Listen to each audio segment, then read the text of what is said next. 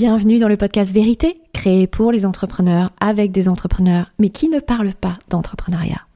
Je suis Ombeline Becker, j'accompagne depuis plus de 10 ans ces femmes et ces hommes qui portent une mission pour changer le monde, élever les consciences et créer un impact positif dans notre société. L'entrepreneuriat devient la meilleure façon d'avoir de l'impact. Mais chez ces entrepreneurs, j'ai souvent constaté un abandon de leur intégrité, de leurs besoins, de leur bonheur. Ils se sacrifient pour prioriser la performance ou minimiser leur véritable pourquoi, par peur de perdre ce qui a déjà été construit. Dans ce podcast, j'ai décidé de leur redonner la parole parce que je sais que l'entrepreneuriat est surtout un chemin d'éveil, de transformation qui remet nos valeurs spirituelles au cœur de nos entreprises et donc de la société. Et si ces entrepreneurs nous montraient qu'il n'y a plus à choisir entre réussite économique et impact sociétal, entre argent et amour? Et si ces entrepreneurs étaient les nouveaux leaders spirituels? Pendant 1 heure, je vous emmène sur un chemin de traverse, là où l'entrepreneuriat élève nos esprits, nos cœurs et nos âmes. J'ai le plaisir aujourd'hui d'accueillir Elisabeth Doyle, fondatrice de Aves Formation. Elisabeth est une entrepreneure singulière, hypersensible, maman de 2 petits garçons. Elle est américaine, elle vit en Italie et son entreprise est française. Aujourd'hui, Aves Formation, c'est une équipe de 13 personnes, une trentaine de formateurs indépendants, une quinzaine de formations au catalogue, plus de 10 000 stagiaires formés ces 5 dernières années, un taux de satisfaction de plus de 95%. Dans ce podcast, Elisabeth raconte comment elle a accepté son hypersensibilité et à quel point ça lui a permis d'être une chef d'entreprise épanouie, les conseils qu'elle donne aux entrepreneurs hypersensibles, pourquoi elle a vécu un burn-out et la question qu'on s'est posée, c'est le burn-out vient de l'entrepreneuriat ou de la maternité? À quel point aussi son obsession aujourd'hui est le bien-être de ses équipes et ce qu'elle a mis en place concrètement pour cela. Comment elle a bâti la culture de son entreprise grâce à son hypersensibilité. Comment sa place dans l'entreprise a évolué en 10 ans. Et tout ce qu'elle peut percevoir dans les cycles du chemin de l'entrepreneuriat, les périodes de crise, de changement, de perte de sens. Ce moment aussi où elle aurait pu quitter son entreprise et la vendre. Vous découvrirez qu'au fur et à mesure de notre conversation, elle touche à son véritable pourquoi. Et à quel point ça crée un soulagement pour elle.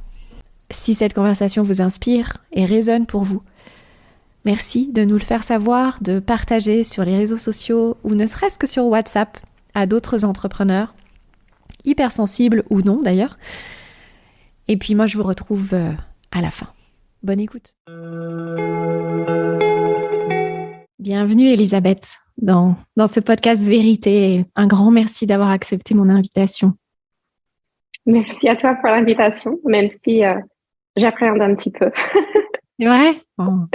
Moi aussi, tu sais, j'appréhende toujours au début d'une conversation. Je me dis, est-ce que dans cette conversation, on va encore réussir à exprimer la vérité de l'entrepreneuriat? Est-ce que mon invité va se sentir bien et va repartir aussi avec quelque chose de cette conversation? Donc voilà, toute mon intention aussi pour toi aujourd'hui. Avant de commencer, avant de plonger dans nos thématiques préférées, est-ce que tu aimerais nous dire où est-ce que tu te situes maintenant pour qu'on puisse t'imaginer dans ton environnement? Alors, je suis dans ma cuisine. C'est une de mes pièces préférées. Il y a une grande baie vitrée qui donne sur le jardin. J'ai beaucoup de soleil. J'ai ma tasse de thé dans mes mains. Je suis en Italie, à côté de Milan. Et ça fait à peu près 4 ans que je vis en Italie. Magnifique. Moi, je connais très bien l'Italie en plus, donc j'imagine très bien ton environnement. On peut dire aussi que tu es d'origine américaine pour expliquer cet accent so sexy. J'ai jamais réussi à perdre mon accent. Ah non, mais surtout garde-le. Donc oui, je suis américaine et bah, j'ai grandi aux États-Unis. J'ai toute ma famille là-bas. Et en 2009, je suis partie en France d'ailleurs et j'ai vécu 10 ans en France avant de venir en Italie. Et ton entreprise est française. Oui, c'est ça. Oui. Donc, ça donne encore plus de singularité à ton profil, je trouve. Une Américaine qui crée une entreprise en France et qui vit en Italie. Je trouve ça très Oui, fort. j'ai du mal à expliquer ça quand je me présente à une nouvelle personne. C'est un peu bizarre, mais voilà, ça me va bien.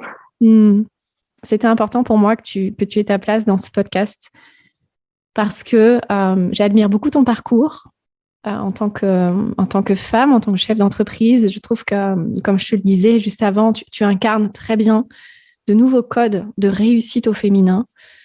Et, et j'espère de tout mon cœur, en fait, que notre conversation va inspirer beaucoup de femmes aussi à changer les codes, à réussir autrement, à oser la douceur, la gentillesse, la bienveillance, le respect, voilà, des valeurs honorables et de montrer que c'est possible d'incarner ça et de réussir en tant que chef d'entreprise et maman. Mm. Je l'espère aussi et je pense que c'est peut-être quelque chose, au début, je le voyais comme une faiblesse, je pense, que j'arrivais pas à être assez, je sais pas, assez forte, assez stricte, je sais pas quoi, mais j'avais l'impression de ne jamais être assez de quelque chose. Et j'ai découvert l'année dernière que j'étais hypersensible. Donc, j'ai découvert ça pendant des échanges avec un coach et avec une psychologue. Et ça m'a, ça m'a beaucoup aidé dans le sens où j'ai pu accepter cette partie de moi et, et j'ai accepté aussi d'être vulnérable, en fait, de dire, OK, voici qui je suis. C'est ma façon de faire et, et, et ça va très bien, en fait. Oui, bien sûr. Et puis qu'en fait, tu as juste à être toi pour que ça aille bien. Euh, Est-ce que tu aimerais nous donner les grandes lignes de ton parcours pour que les auditeurs Euh, te connaissent un peu mieux?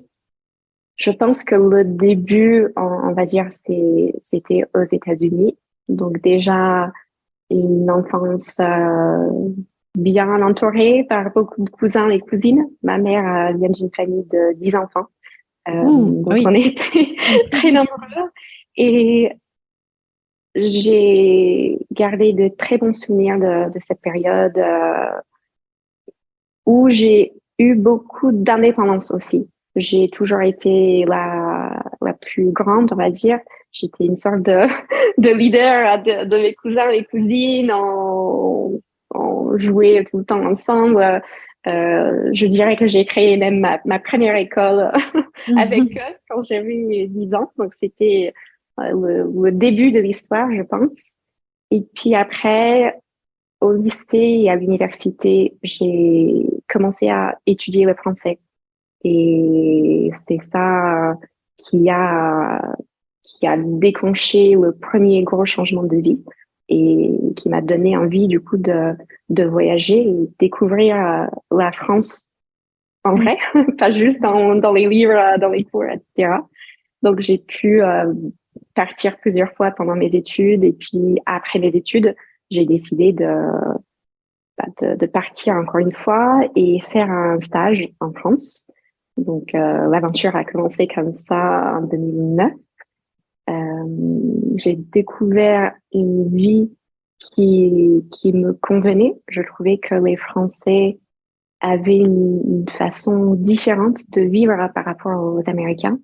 Ouais. J'avais l'impression de voir un peuple qui prenait du temps pour apprécier les choses, les moments ensemble, la bonne bouffe. On pouvait passer des heures et des heures à table, etc. Donc voilà, ça me plaisait. T'étais à Paris? Non, j'étais à Caen, Ah, en ok. Normandie. Oui, donc je comprends mieux. Là, je comprends mieux le slow life. Oui, j'étais pas à Paris, là, j'ai jamais connu ça, donc j'aurais peut-être un discours différent. Et la Normandie, c'est pour moi une des régions où il y a le plus de chaleur humaine. Donc, c'est magnifique que tu aies connu la France là-bas. Oui, c'était incroyable, même s'il fait pas très beau. Oui. Les gens sont très très sympathiques. Ouais, le soleil est dans le cœur. Mm. Ensuite, je dirais que j'ai eu envie de rester et j'ai commencé à chercher un travail. J'ai trouvé à Saint-Étienne, donc c'est comme ça que j'ai atterri ensuite dans cette ville où finalement bah, j'ai créé Aves Formation en 2013 Mm. à Saint-Étienne. Et Et c'était puis déjà un pourquoi? travail dans la formation, il me semble. Oui, donc j'avais travaillé un petit peu dans la formation avant de me lancer. Où j'ai expliqué un petit peu cette expérience qui s'est mal terminée dans le sens où l'entreprise a déposé le bilan. J'ai appris que j'avais jamais été déclarée, que voilà, j'avais pas le droit au chômage ou quoi que ce soit parce que voilà, je n'existais pas dans Mm. le système, on va dire. C'était une mauvaise surprise, mais c'est ça qui m'a poussée à me lancer. Donc finalement, c'était un mal pour un bien, on va dire. Mm. Et c'est ça Et qui pourquoi t'a... je suis... Ah, pardon, désolée. Non, vas-y, c'est ça. Enfin, j'imagine que c'est à ce moment-là que tu as décidé de créer ton entreprise. Oui, c'est ça. Donc j'ai créé l'entreprise 3 mois après la fermeture de ce centre où j'étais salariée. Et puis je disais juste pourquoi je suis en Italie aujourd'hui, c'est que j'ai rencontré mon mari qui est italien. Et après quelques années de relation à longue distance, j'ai décidé de venir le rejoindre en Italie. Donc, t'es parti vivre en Italie avant le Covid? Oui, Ouais, hein. juste avant le Covid, c'était en été 2020. Ouais, Non, 2019, pardon. 2019. Ouais, Parce qu'après le Covid, c'était en 2020. ouais. Donc, bon timing. Oui. Merci, Elisabeth. Et alors, une question que je pose toujours à mes invités. Avec quoi t'aimerais que nos auditeurs repartent de notre conversation? Je me suis posé beaucoup de questions par rapport à cette question et j'ai décidé de m'engager à partager ma vérité et je voulais que les auditeurs sachent qu'il existe plein de vérités dans la vie en Mm. fait, que leur vérité est unique et valable aussi. Mm. Et que c'est peut-être la seule clé de l'accomplissement et de la réussite. Je pense. Alors, il y a en dehors de la vérité, de la maternité, de l'entrepreneuriat, on a beaucoup de points communs, mais on a surtout le point commun d'avoir passé le cap des 10 ans de l'entrepreneuriat, même si, bon, bah, moi, j'ai une entreprise individuelle, toi, tu as t'as une dizaine de salariés aujourd'hui dans ton équipe, donc c'est aussi beaucoup de responsabilités, beaucoup de management. Et en 10 ans, beaucoup de choses ont changé, aussi bien dans le secteur de l'accompagnement que de la formation, que de l'entrepreneuriat. Est-ce que tu aimerais nous rappeler un petit peu comment c'était d'entreprendre il y a 10 ans? Alors, déjà, quand je regarde ce que je fais aujourd'hui ou ce qui se fait dans les entreprises, quand on voit le marketing digital d'aujourd'hui et je pense à ce que je faisais il y a 10 ans, c'est rien à voir. Rien à voir. Donc, il y a 10 ans, qu'est-ce que je faisais? Bah, je faisais partie de quelques réseaux physiques. Donc, je faisais Les locaux, des événements en local. de networking en local.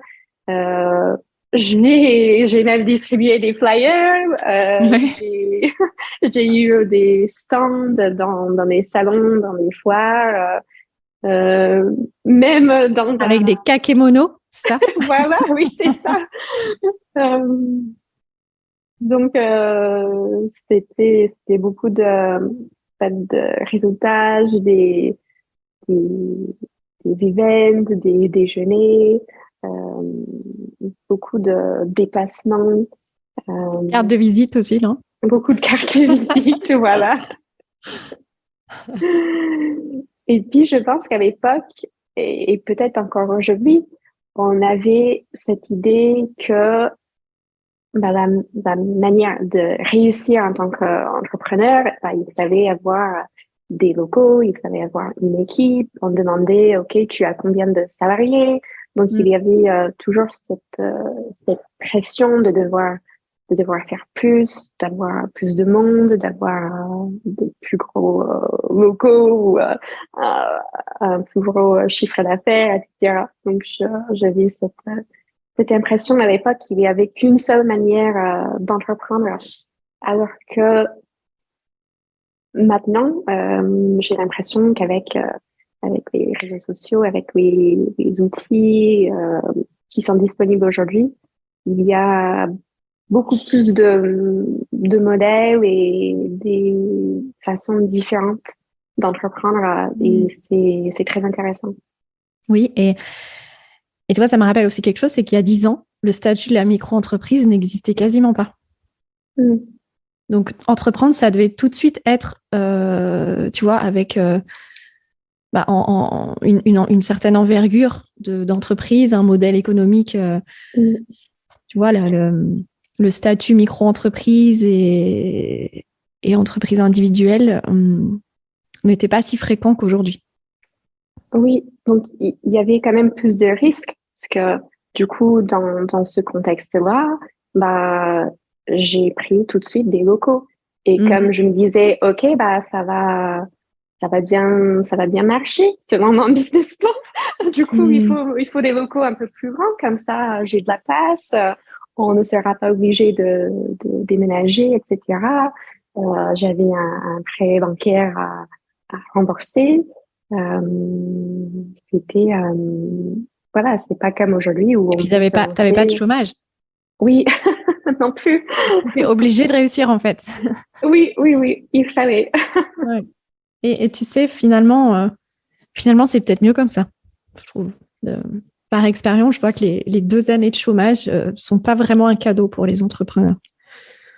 Disons que j'ai pas perdu de temps. Mm, mm, mm. Mm. Et tu as créé ton entreprise seule ou tu avais des associés au départ? J'avais des associés au départ. Mhm. C'est un peu particulier, donc je sais pas si je pourrais raconter toute l'histoire, mais c'était mon copain de l'époque et Mhm. son père qui avait voilà qui m'avait aidé dans la création de l'entreprise, mais qui n'était pas forcément dans l'opérationnel, mais c'était plus par rapport au statut, en fait, pour que je sois protégée, que j'aurais, par exemple, le chômage, si jamais ça ne fonctionnait pas, que j'avais un contrat de travail pour cette question de carte de séjour et toutes Oui, ces c'est vrai que tu choses-là. avais ça aussi, ouais. Qui est Donc, compliqué à entendre. ça m'a beaucoup aidé aussi. Mm. Et puis, c'est vrai que dans les années 2010, il y avait encore moins de modèles de femmes entrepreneurs qu'aujourd'hui. Ou en tout cas, enfin, c'est pas qu'il y en avait moins, c'est qu'elles s'exprimaient moins, elles étaient moins présentes sur les réseaux sociaux, puisqu'il y avait très peu de réseaux sociaux à l'époque. Mm.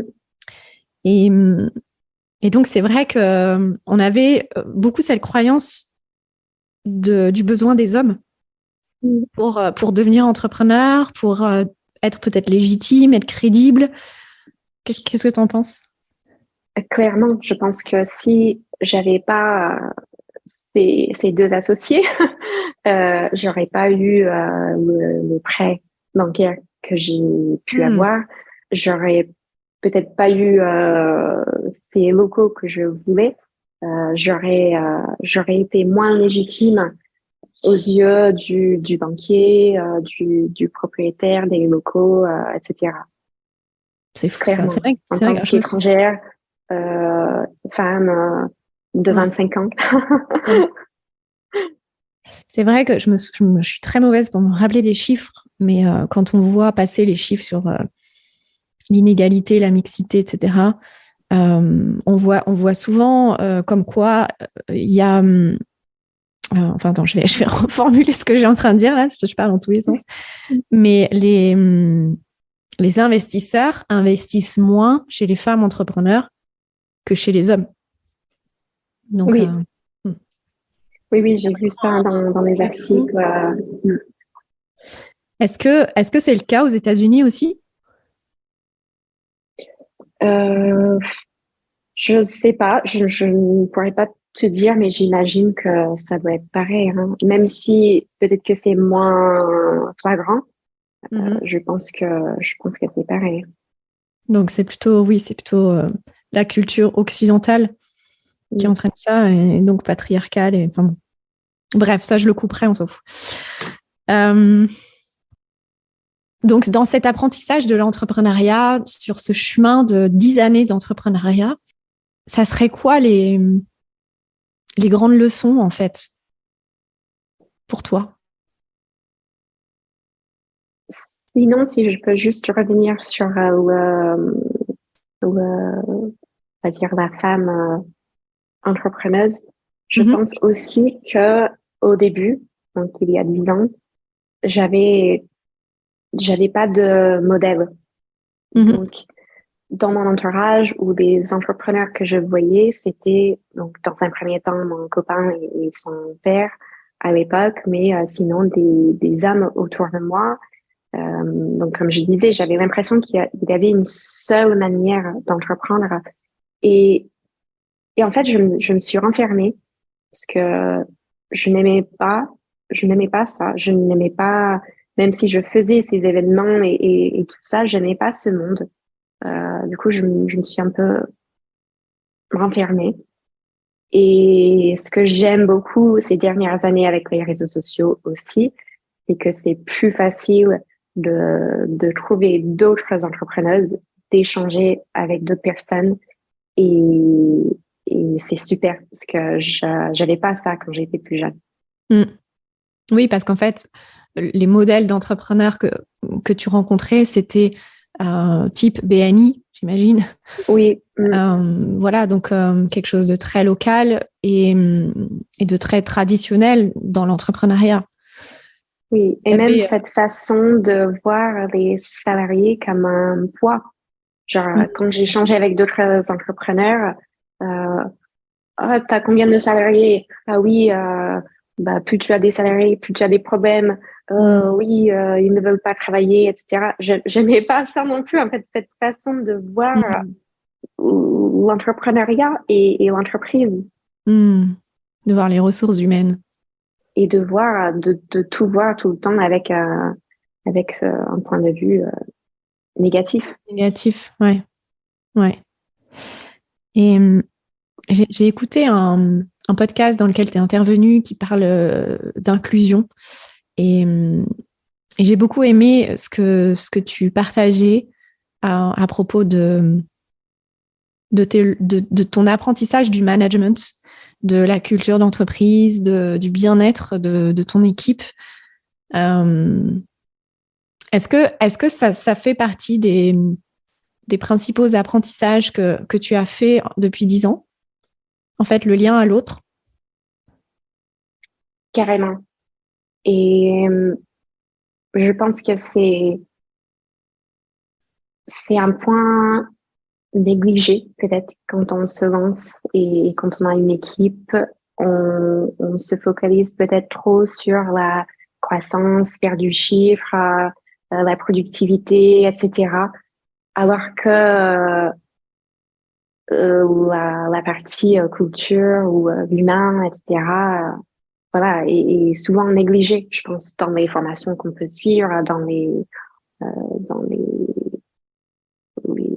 je sais pas, sur les réseaux sociaux, quand on écoute des histoires d'entrepreneurs, etc. Euh, on voit que qui est important, ou ce qui est un peu mis en avant, c'est cette, euh, cet aspect-là, le fait de pouvoir beaucoup vendre, pouvoir faire du chiffre, quoi. Oui, faire de l'argent, ouais. Bah, c'est vrai Et que la soyons vie, honnêtes, c'est important quand même oui, c'est que important, voilà, oui. l'entreprise ne peut pas exister sans, Mhm. mais c'est loin d'être la seule chose importante dans le fonctionnement d'une entreprise. Bah, on va dire que l'argent dans une entreprise, c'est un peu comme l'air qu'on respire. C'est ce qui permet aussi à l'entreprise de vivre et d'exister. Euh, mais comme nous, on n'existe pas juste pour respirer de l'air, une entreprise n'existe pas juste pour faire de l'argent, en fait. Il y a autre chose.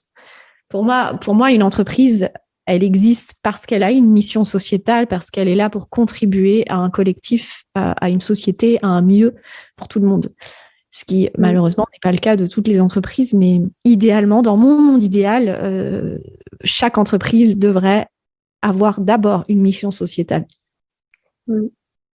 Mais c'est vraiment une grosse remise en question. Et je vois que, bah, très honnêtement, j'ai fait plein d'erreurs en tant que manager en 10 ans. Et que aussi, on peut dire que c'est normal à 25 ans et sans expérience. Je ne savais pas manager. Donc, j'ai appris en faisant des erreurs et en me formant. Donc, j'ai suivi des formations en permanence. Donc, Mm. même aujourd'hui, je sais que c'est jamais fini, en fait. L'entrepreneuriat, c'est un apprentissage Mm. permanent et une remise en question permanente. Et d'autant plus quand c'est ton cœur de métier. Oui, effectivement. Euh, Qu'est-ce que tu aimerais nous partager d'autre à propos de tes apprentissages d'entrepreneur? Je pense que dans nos vies, donc avant de se lancer, on a l'habitude de, de faire des choses, par exemple, quand on était à l'école, si c'est passer un examen ou quand on est salarié, peut-être on travaille sur un projet, même dans nos vies, peut-être un événement sportif. Donc, on a l'habitude d'avoir cette période de préparation et puis ensuite de réalisation. Et il y a un début et une fin.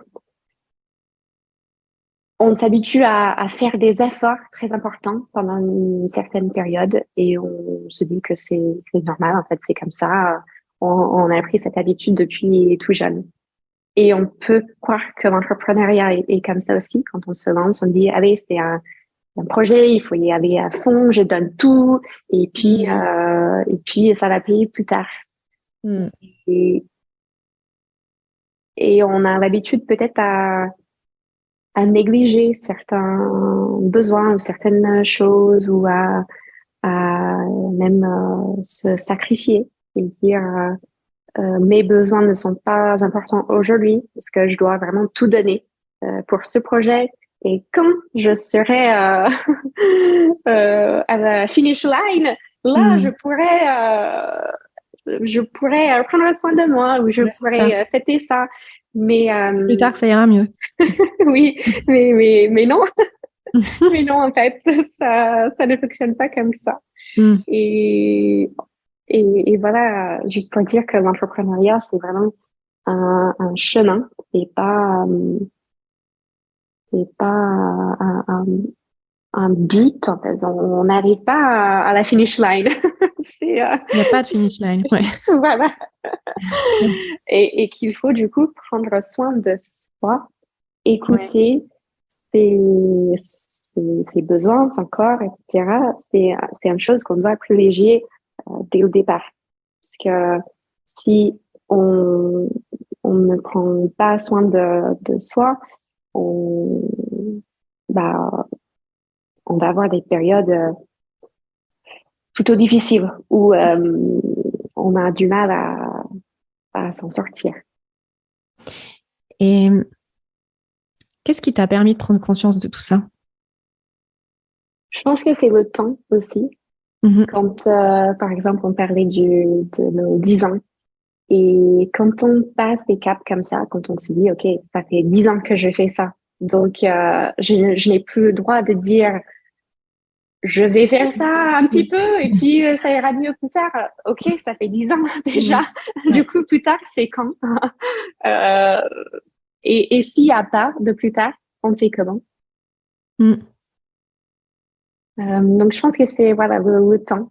Et quand on fait ça pendant longtemps, on se dit, oh, hey, stop. En fait, on ne peut pas continuer comme ça. Est-ce Et que... Vas-y, vas-y. non, j'allais dire que voilà, j'ai fini aussi par faire un burn-out et je ne pouvais plus continuer. Mm. Ton burn-out, c'était en quelle année? C'était en 2020 non, 22? C'était l'année c'était dernière? l'année dernière. Ouais, c'était C'était l'année dernière. Donc... c'était l'année dernière, mais j'ai l'impression que c'était il y a longtemps déjà. Et c'était un peu la question que je voulais te poser. Euh, Parce que, bon, je crois qu'on ne l'a pas encore dit, mais t'as deux petits bouts de chou, il me semble, Oui. qui sont bébés, qui ont, c'est ça, 1 an et 3 ans. Oui, c'est ça. Et la question que je voulais te poser, parce que je me la pose aussi à moi. Moi, j'ai fait un burn-out aussi en 2017. Euh, Est-ce que d'après toi, on aurait vécu un burn-out si on n'avait pas, si on n'était pas devenu maman? Peut-être ou peut-être pas. Mhm. Je pense que si j'ai vécu un burn-out, c'est parce que déjà dans un premier temps, je n'arrivais pas à, à lâcher prise sur certaines choses et je n'arrivais pas à prendre du temps pour moi déjà. Donc j'étais déjà un peu à la limite, quoi. Mhm. Même si, ok, je pouvais rattraper, je pouvais, par exemple, dormir tout un week-end si j'étais épuisée parce que j'avais trop travaillé la semaine. Mais bon, c'est ça, c'est pas ça, prendre soin de, de sa santé mentale. Donc, je pense que déjà, j'avais pas la meilleure hygiène de vie et que le fait de devenir maman, c'est certainement ça qui a fait basculer la balance, Mhm. mais j'étais pas loin déjà. Mhm. Bah, t'as Et quand même tenu que, 3 ans de plus et deux, et voilà. deux, et deux grossesses. Mm. Oui, Détail. petit détail. Tu vois, tu avais encore beaucoup de capacités. Mais le burn-out, je pense que c'est pas une chose qui arrive du jour au lendemain. Non, c'est sûr, c'est... C'est une sorte de cumulation Ouais. Mm. des choses et qu'il y a des signaux, il y a de la fatigue depuis longtemps déjà. Donc, on le sait, mais comme on ne sait pas quand ça va casser, on ne sait pas où est la limite Ouais. exactement. On se Oui, dit, puis bah, je vais continuer on pense toujours qu'on va continuer à se dépasser, à aller un petit au-delà de peu nos plus. capacités. Hein. Et Je je peux me encore, je montrer peux encore. forte. C'est OK, tout Exactement. va bien, Ouais. Et je puis, gère. je dois montrer que je suis capable.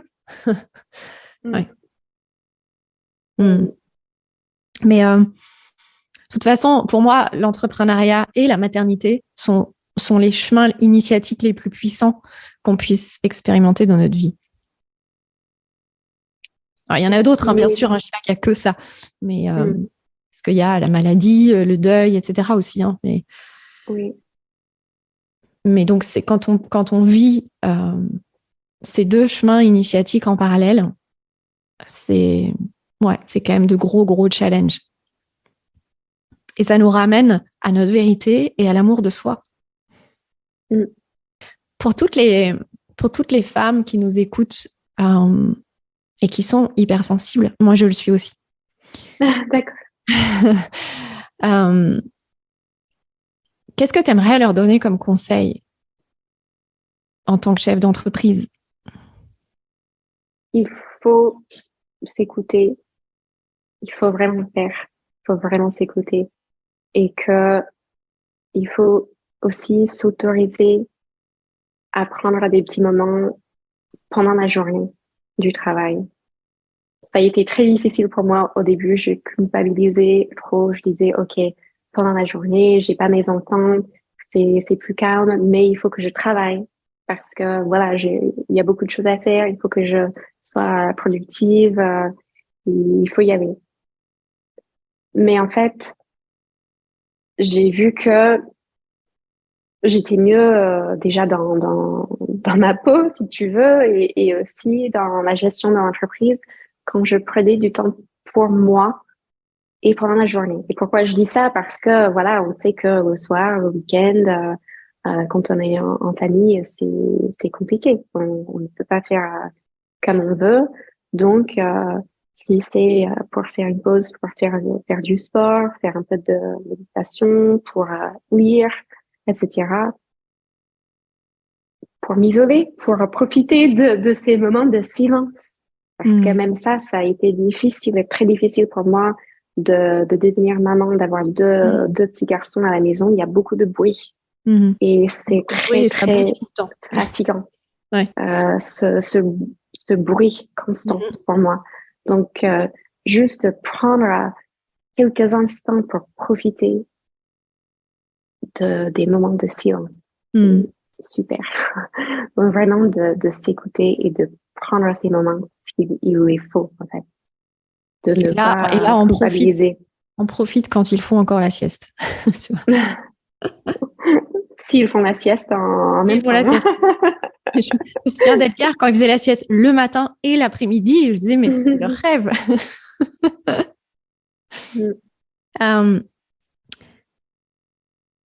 Moi, je me demande si je me mets dans ta peau à toi.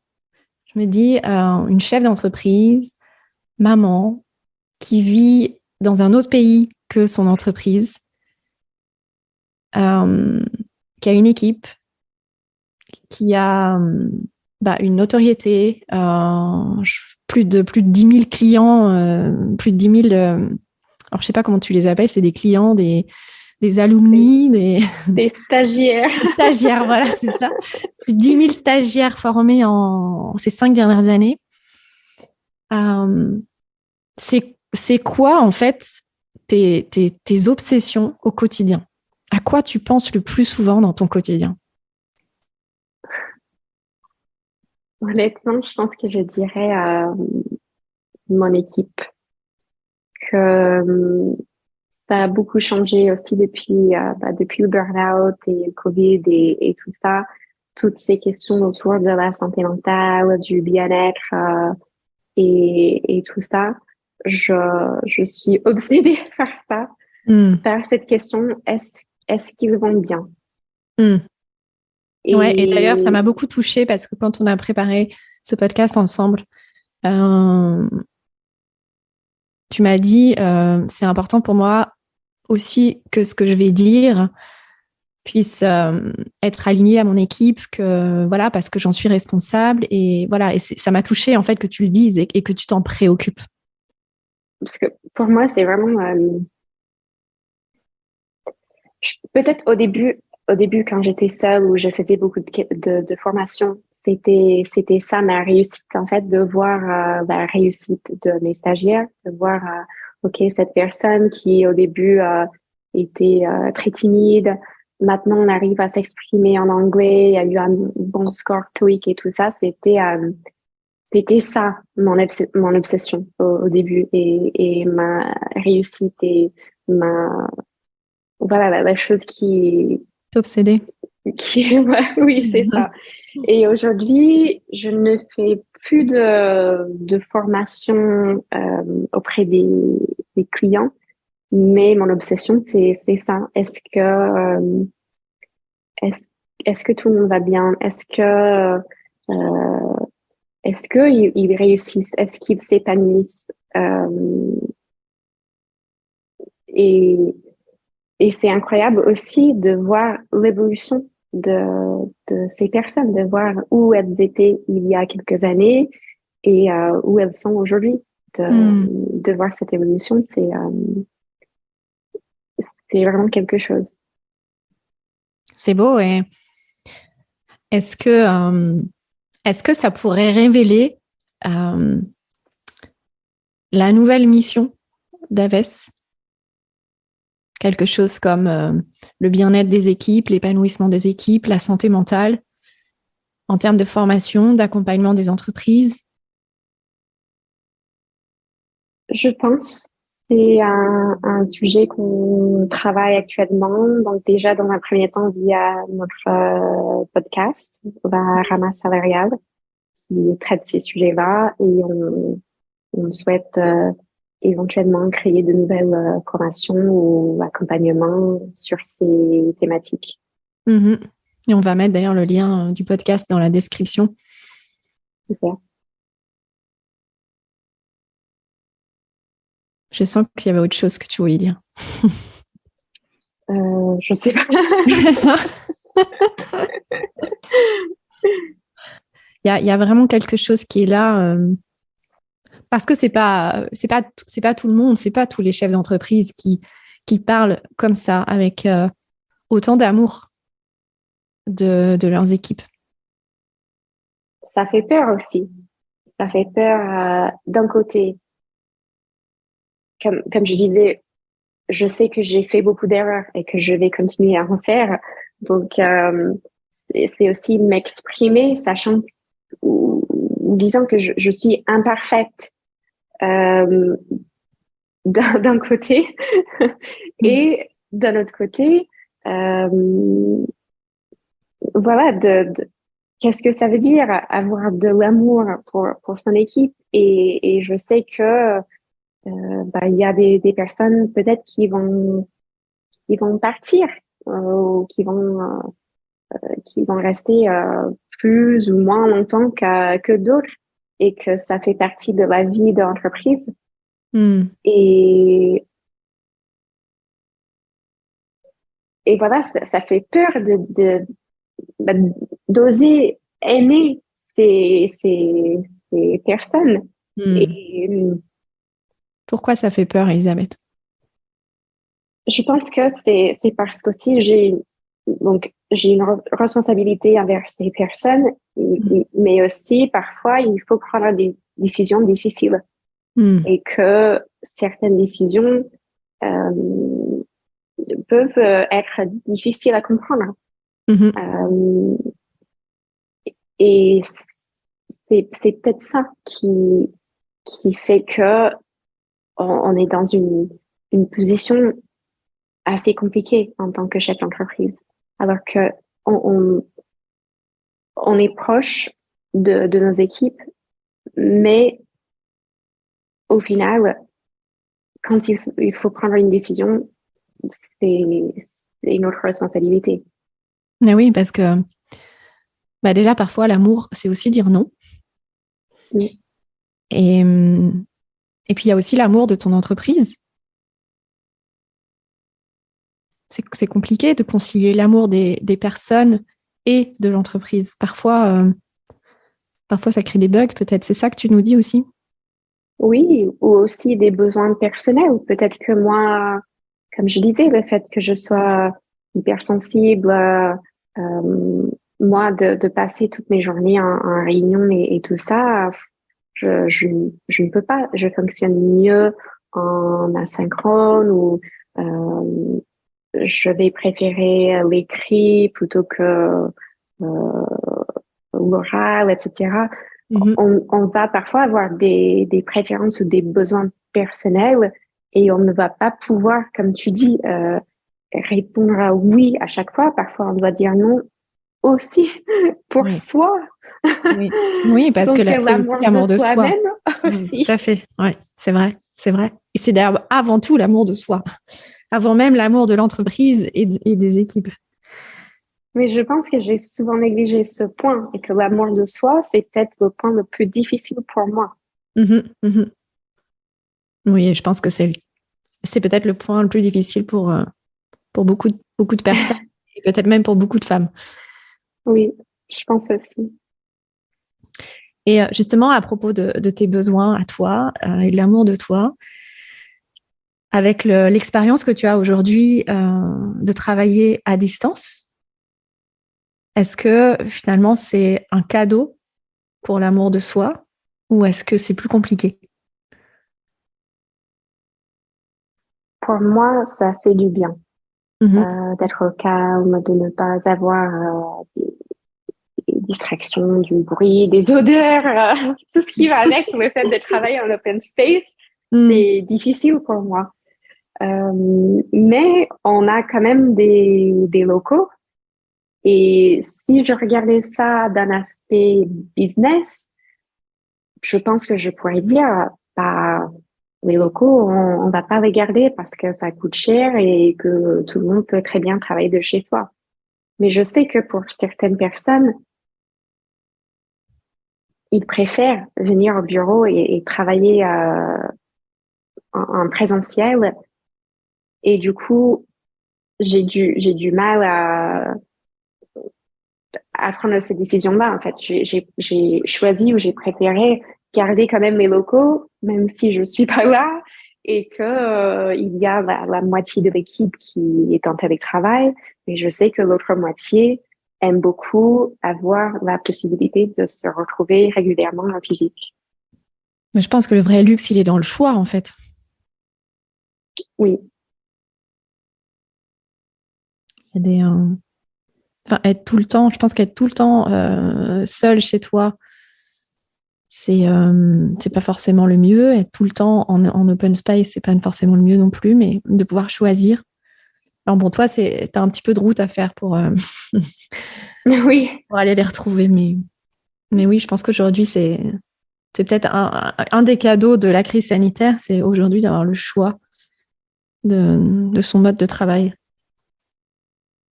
Après, la difficulté pour nous, c'est voilà, de voir comment on opérait dans ce monde hybride avec Mhm, des personnes qui sont dans les locaux, en télétravail, etc.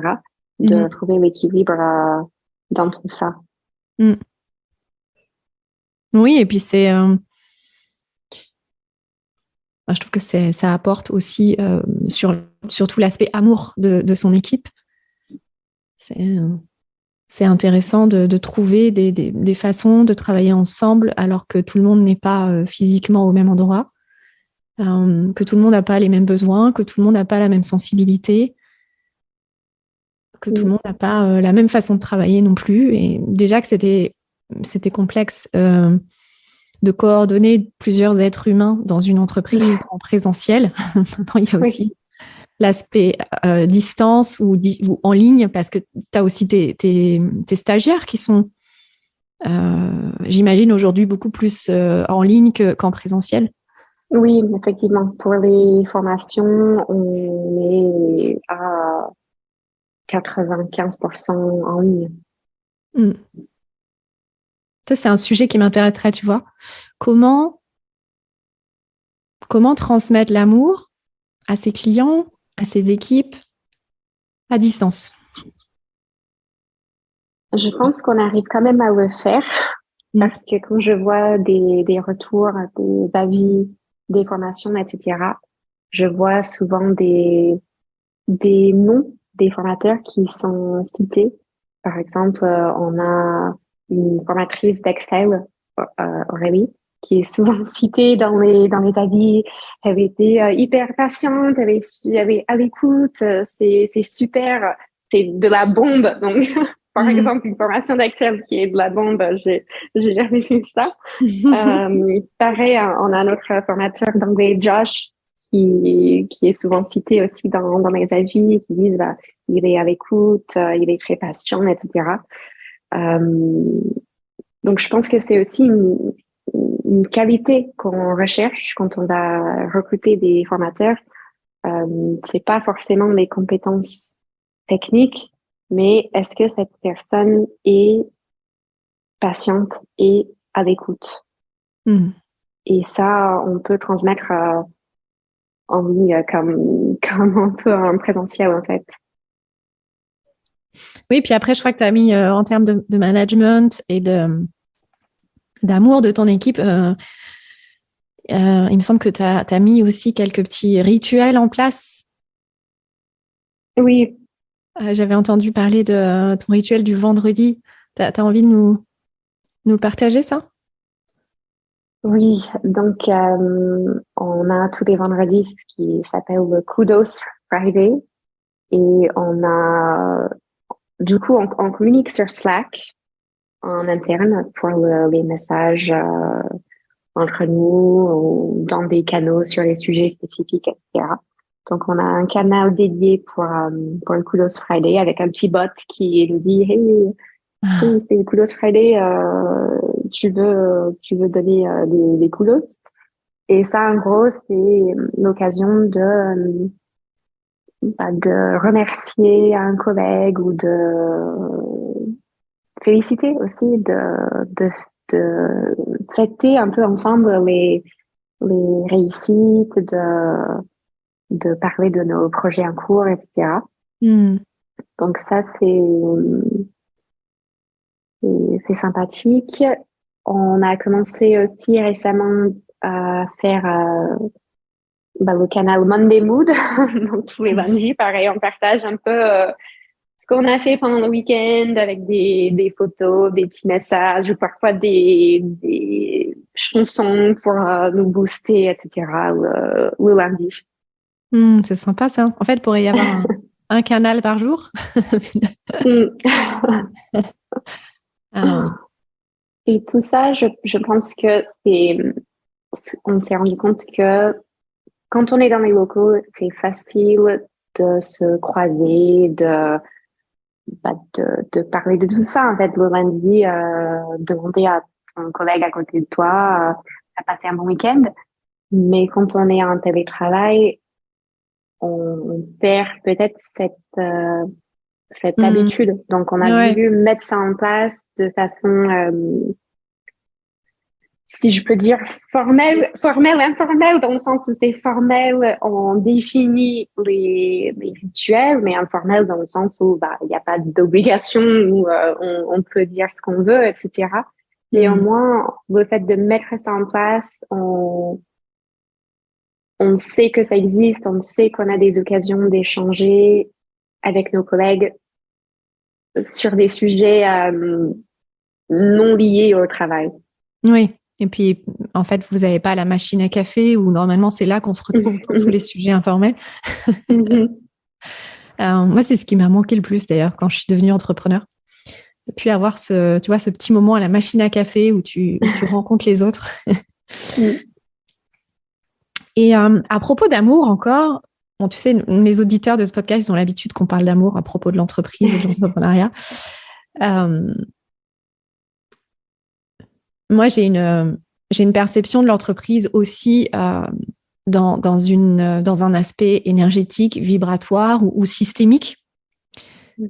Pour moi, une entreprise, c'est un organisme vivant qui, euh, qui a sa propre croissance et qui se nourrit et qui grandit. Et j'aime bien poser cette question aussi à certains invités de quelle est, euh, quelle est ta relation avec ton entreprise? C'est, c'est très intéressant. Et je pense que ça change beaucoup en 10 ans. Qu'il y a eu des périodes où j'avais l'impression de ne plus aimer mon entreprise. Hmm. Ou des périodes où je ne savais plus quelle était ma place dans cette entreprise.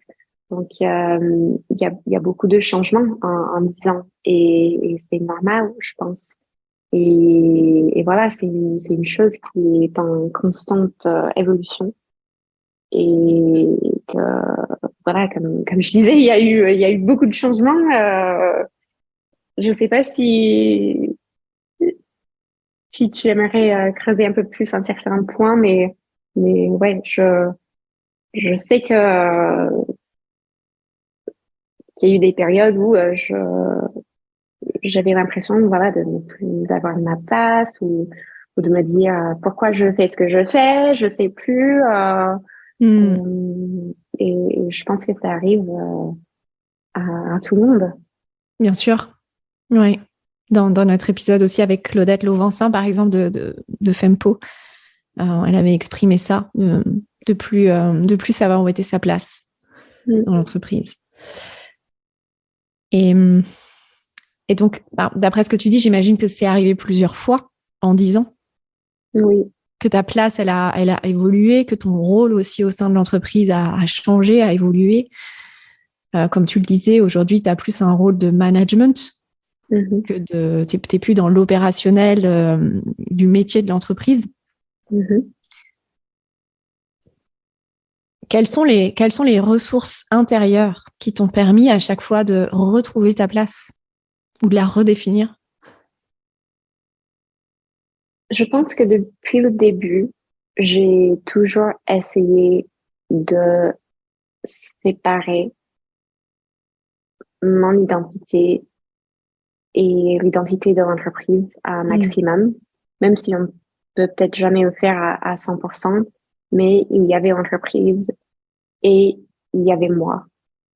Et à chaque fois que je traversais, on va dire, une sorte de crise existentielle où je cherchais où est ma place, ou c'est quoi mon why et tout ça, j'essayais vraiment de me regarder moi et de savoir ce que je voulais dans tout ça et pourquoi je faisais ce que je faisais. Même si parfois c'était pas en lien avec l'activité de l'entreprise, comme maintenant on parlait de nouvelles thématiques de formation qu'on n'avait jamais fait auparavant, et j'ai pu me rendre compte en fait de cette envie, de cette ambition en faisant cet exercice, en, on va dire en me regardant moi ce que j'ai envie de vivre, de faire. Où je veux aller, etc., sans rester, sans rester, comment dire, fixé genre de ne pas être prisonnière, de dire, OK, bah, l'entreprise est comme ça, on a toujours fait comme ça, du coup, je ne peux pas changer. Donc ça serait d'essayer d'accepter le changement. Oui, ça, il faut. Oser, en fait, oser le changement. Le changement, c'est peut-être le seul qu'on sent dans l'entrepreneuriat. Et dans la vie, d'ailleurs, dans la vie. Oui. Est-ce qu'il y aurait un cycle? Est-ce que tu vois qu'il y a peut-être toujours la même durée ou la même période de temps entre deux crises de sens, on va dire, deux crises identitaires? Je me demande si c'est pas pareil dans la vie, en fait, quand on parle, par exemple, de la crise de la quarantaine. Je pense que tout court, dans la vie, on a des périodes de remise en question, de changement, etc., naturellement. Et du coup, c'est normal aussi de voir ça dans l'entreprise. De ne pas vouloir que tout reste tout le temps pareil, mais d'accepter ces changements et ces cycles naturels.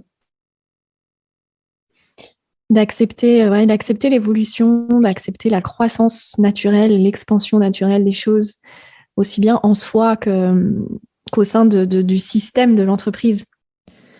Il y avait autre chose qui me venait, mais j'ai oublié, donc tant pis. Sinon, ce que j'ai aimé aussi dans l'épisode avec Claudette, c'est qu'elle a parlé du choix d'arrêter. Ouais. Et je me suis posé cette question aussi. Mhm. Donc, quand j'ai fait le burn-out, je me suis demandé si je ne voulais pas arrêter mon activité. Mhm. Et j'ai décidé, en fait, de me laisser le temps de prendre cette décision. Je me suis dit, OK, je pense vouloir arrêter, mais je sais aussi que je vis un moment difficile. Donc, je me laisse cette année pour voir l'évolution, en fait, de voir comment je me sens, si j'arrive à m'en sortir, si la suite devient plus claire pour moi, etc. Donc, un peu comme elle disait, de prendre la décision, d'écouter cette petite voix, mais quand même ne pas précipiter, en fait, de ne pas prendre trop vite la décision. Mais je pense que les deux décisions sont valables aussi. On peut très Mhm. bien décider d'arrêter son activité et tout est OK, en fait. Tout est possible et tout est valable. Si j'avais décidé d'arrêter, j'aurais été heureuse comme je suis aujourd'hui, ayant décidé de continuer. Euh, les deux sont possibles. Est-ce que est-ce que tu as vraiment décidé ou est-ce que finalement il n'y avait pas de choix? Je pense que j'ai décidé Mhm. et que vraiment à un certain moment, j'étais sûre de vouloir arrêter et vendre l'entreprise. Et, hum, et j'aurais pu. Euh, et je pense que j'aurais bien vécu ça aussi. Mhm. Parce que je me connais et je sais que voilà, quand je, je, je prends une décision, quand je vis un changement, je sais que ça se passe bien quand même de toute manière. Euh, mais la décision de continuer dans cette aventure, c'était aussi la réalisation que je pouvais pivoter en fait, que cette activité qui existe, qui est là depuis, depuis 10 ans maintenant, peut évoluer et peut aller là vers parce que j'aimerais faire. Mhm. Est-ce que est-ce que c'est ton pourquoi qui t'a aidé dans cette décision, comme si ton pourquoi aujourd'hui était toujours aligné à la mission de l'entreprise ou à son potentiel en tout cas? Oui, et d'ailleurs, j'ai beaucoup aimé l'épisode avec Sandra pour ça, parce que Mhm. je me suis beaucoup retrouvée dans ce qu'il a dit. Euh, c'est un peu pareil, où au début, aider les personnes à progresser en anglais, par exemple, c'était super. J'adorais accompagner les stagiaires, leur transmettre euh, mes compétences, mes connaissances, etc. C'était super. Mais en fait, aujourd'hui, j'ai envie d'aller plus loin, que j'aimerais pas juste aider une personne à progresser en anglais, mais j'aimerais avoir un impact sur des entreprises, sur des structures, sur des Mhm. équipes. Mhm. Et, et voilà, c'est toujours cette question de pourquoi. Et je pense que ce pourquoi, voilà, mon ambition aujourd'hui a évolué et j'aimerais avoir un impact plus important sur, sur sur le monde aussi, si je peux dire ça comme ça. En fait, Bien j'aimerais sûr, avoir un oui. impact sur le monde professionnel encore plus important Hmm. que ce qu'on a pu avoir ces dernières années. En quoi c'est important pour toi d'avoir un plus grand impact sur les entreprises, sur les équipes et sur le monde? C'est difficile comme question. Je pense que dans un premier temps, j'ai accepté que j'ai la capacité de le faire, que Hmm. peut-être que parfois on se fait petit sans, Hmm. sans, le- sans se rendre compte ou sans, le vouloir, on se met des limites. Moi aussi, parce qu'on on a été éduqués comme ça. Oui. Mm. Et j'ai compris ou je vois qu'il n'y a pas de limite et que même une petite entreprise stéphanoise peut avoir un impact sur le monde professionnel en France. Mhm. J'y crois, donc Mhm. déjà dans un premier temps. Et après, quand je vois autour de moi ce que les personnes vivent ou qui ont pu vivre dans les entreprises, des situations difficiles, des témoignages qu'on a pu récolter pour le podcast, j'ai du mal. Enfin, c'est peut-être mon côté hypersensible, mais j'ai du mal à accepter ça. En fait, de me dire que c'est comme ça a toujours été comme ça, on peut rien faire. J'ai vraiment du mal à accepter ça. Je pense qu'on peut agir et je pense qu'on a le devoir au moins d'essayer. Mm. Et qu'est-ce qui est à la clé de ça? D'agir, tu vois, dans ce côté. Bah, je pense que c'est l'amour aussi. Ouais, voilà. En fait, il est là ton pourquoi. Comme Alex. Comme moi. Ouais. Et c'est trop bien de,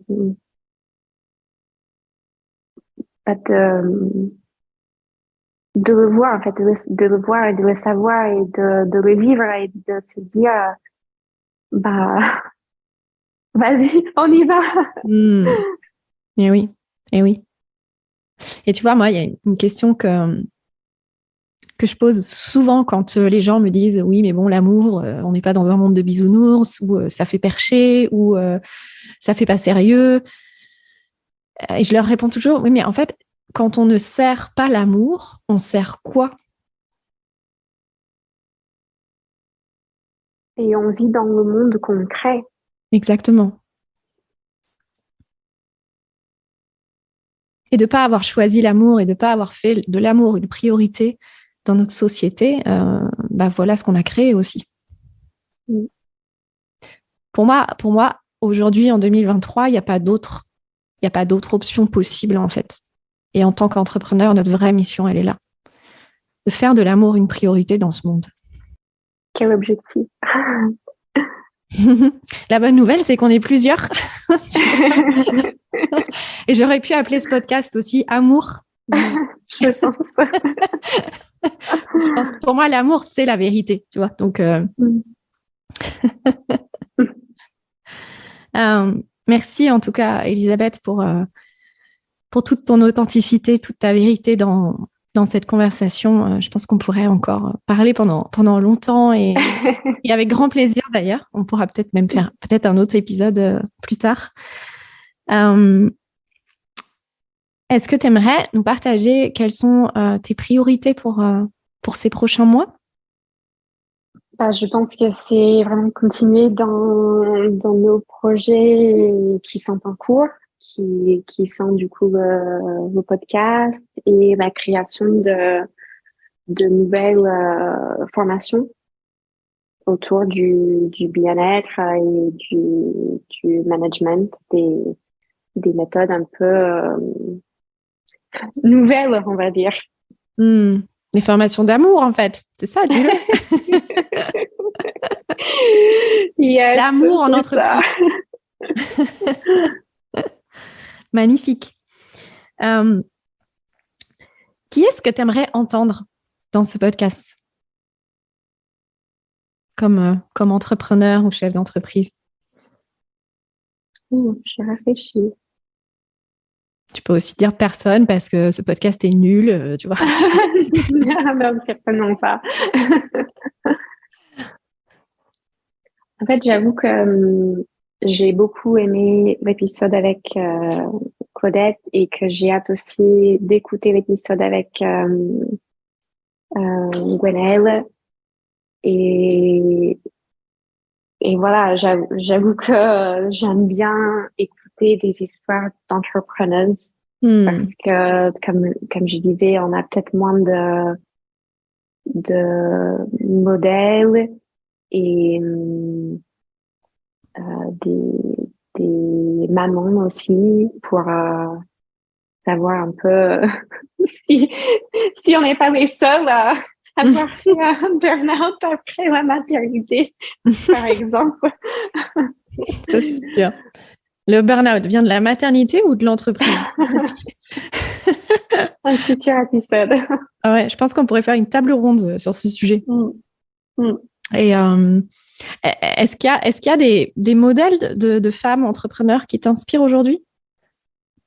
En fait, honnêtement, je vois, par exemple, sur les réseaux sociaux, je vois beaucoup de femmes solopreneuses. Et je ne connais pas, ou je connais peu de femmes chefs d'entreprise qui ont donc les mêmes, on va dire un peu les mêmes problématiques ou les mêmes expériences, etc. Donc plus, je dirais des chefs d'entreprise, de PME ou même de grosses entreprises ou de start-up, des femmes de profils différents, je dirais. Oui, et c'est mon intention de les avoir aussi dans ce podcast. On va avoir des modèles d'entreprise autres que des entreprises d'accompagnement, en fait. Même si tout est intéressant, hein, pas pour dire ça, mais pour avoir plusieurs modèles et plusieurs visions. Tout à fait, tout à fait. J'ai quelques noms en tête, j'en ai 3. J'espère qu'on les accueillera dans le podcast cette année. Et puis pour terminer, ma chère Elisabeth, avec quoi toi tu repars de cette conversation? Je dirais une légèreté. C'est peut-être la première fois que j'admets que l'amour est au centre de mon entreprise, mais ça fait du bien de le dire. Carrément. Et puis tu reviendras nous dire ce que ça change dans ta posture et au sein de l'entreprise et pour les équipes. Ce que ça change de l'assumer encore plus. T'es d'accord? Oui, je pense. Ça pourrait être intéressant de refaire, par exemple, avec tes invités, tu refais dans un an un an après. Échange avec eux. Un peu comme les émissions de télé, tu sais. Oui. Que sont-ils devenus? Mais tu sais, j'ai pour projet, je le dis officiellement là, aujourd'hui avec toi, j'ai pour projet de trouver des solutions pour concilier aussi bien le podcast en ligne, donc digital, que des rencontres en présentiel. Et voilà, tu vois, faire rencontrer aussi bien les invités que les auditeurs. D'accord, oui, c'est intéressant. Donc voilà, effectivement. Et ce thème de que sont-ils devenus, ça peut aussi être intéressant de le faire en présentiel. Parce qu'il y a quand même beaucoup de points communs entre vous. Oui. Il y a des thématiques qui ressortent quand même de façon assez claire. Et je me demande d'ailleurs, tu vois, ce que ça sera après peut-être, je sais pas, 50 épisodes. Donc voilà. Est-ce que tu avais envie de nous dire autre chose pour terminer, Elisabeth?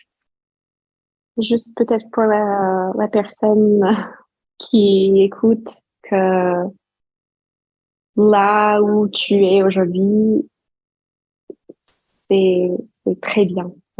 C'est très bien. Qu'il faut qu'on soit un peu moins dur avec nous-mêmes et qu'on prenne un petit moment déjà pour être fier de soi et du chemin parcouru et que c'est déjà super d'être là où tu es aujourd'hui. Un grand merci, Elisabeth, et puis à très bientôt. Merci à toi. Bye bye. Quelle belle conversation. J'espère que ça vous a plu. Merci de nous envoyer vos feedbacks, vos impressions, vos questions. Vous savez à quel point c'est précieux. parce que ce podcast existe pour créer les conversations, aussi bien avec les invités, mais aussi avec vous. Parce que c'est ensemble qu'on change le paradigme et qu'on montre une autre facette de l'entrepreneuriat. Pour contacter Elisabeth, vous pouvez, comme indiqué dans la description, la suivre sur LinkedIn. Moi, j'aime beaucoup les posts qu'elle partage.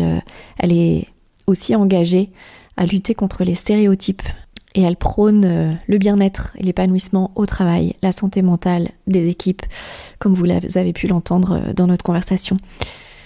Et puis, sinon, par email, à l'adresse edoyle@avesformation.com, vous avez tout dans la description. Pour me contacter, pour me poser vos questions, m'envoyer vos retours, ou si vous voulez être invité sur le podcast, c'est directement sur ombeline@nous.ceo.